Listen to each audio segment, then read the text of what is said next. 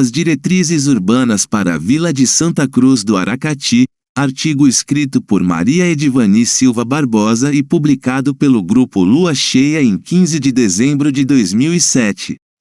No período de criação e instalação da Vila de Santa Cruz do Aracati, atual cidade de Aracati, vieram de Portugal, junto com a Carta Régia, as recomendações adotadas pelo parecer do Conselho Ultramarino de Lisboa. Tais observações se referiam, sobretudo, à largura das ruas, à extensão das praças, à localização dos edifícios públicos, bem como os tipos de casas residenciais que deveriam ser iguais e ter o mesmo perfil, atendendo, sobretudo, para o aspecto estético.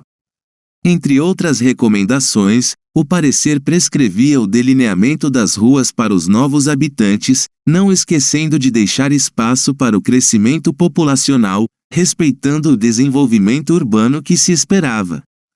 Tal parecer preceituava uma série de outras recomendações, a saber, ao escolher o sítio para instalar a vila se conservasse a ideia de delinear uma face da vila ao longo do rio, que se demarcasse primeiro o lugar que serviria de praça e com determinado tamanho para que não parecesse acanhada, que no meio da dita praça se levantasse o pelourinho, e aos lados dela ficassem os edifícios públicos, como casa de câmara, cadeia e as oficinas que fossem necessárias ao serviço da mesma vila. Assim, o plano urbanístico da Vila de Santa Cruz do Aracati foi traçado.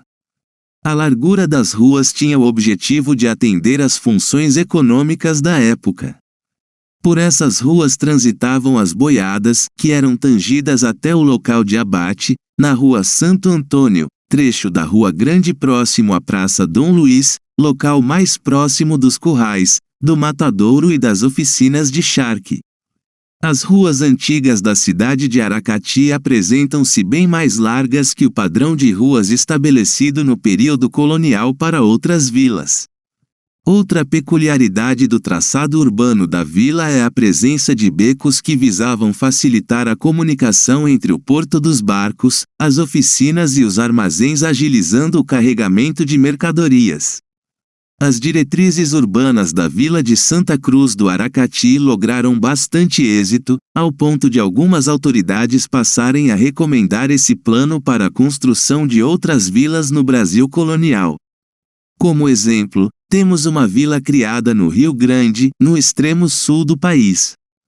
Como podemos perceber, Aracati muito se destacou no contexto do Ceará colonial.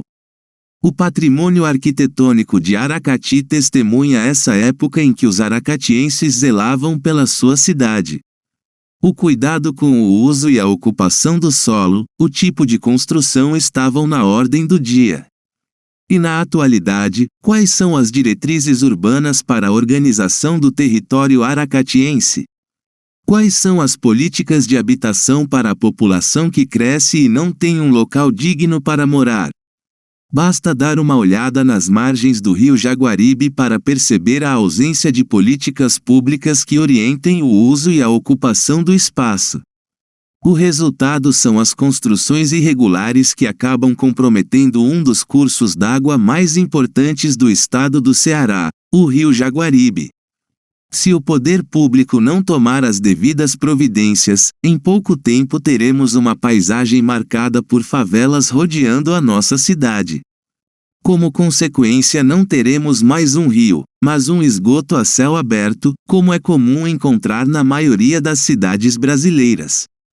A sociedade aracatiense deveria dar uma olhada no passado, no exemplo dos primeiros filhos aracatienses, só assim, quem sabe, poderemos garantir um meio ambiente saudável às futuras gerações. Você ouviu o artigo As Diretrizes Urbanas para a Vila de Santa Cruz do Aracati, escrito por Maria Edivani Silva Barbosa e publicado pelo Grupo Lua Cheia em 15 de dezembro de 2007.